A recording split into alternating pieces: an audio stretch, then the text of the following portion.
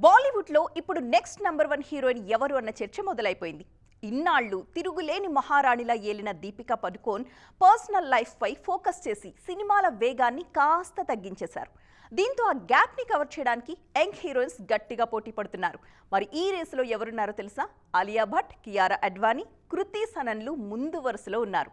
మిగతా బ్యూటీస్ కూడా different strategies తో నెక్స్ట్ క్వీన్ అవ్వడానికి పావులు కదుపుతున్నారు.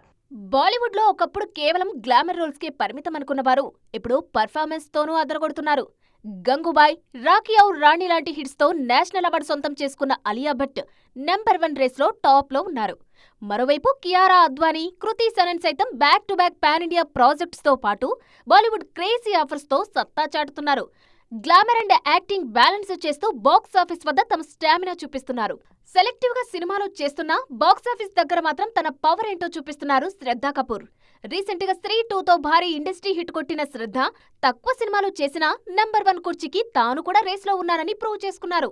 ఆచితూచి అడుగులేస్తూనే సాలిడ్ హిట్స్ ఖాతాలో వేసుకుంటూ సైలెంట్ గా క్రేజ్ పెంచుకుంటున్నారు.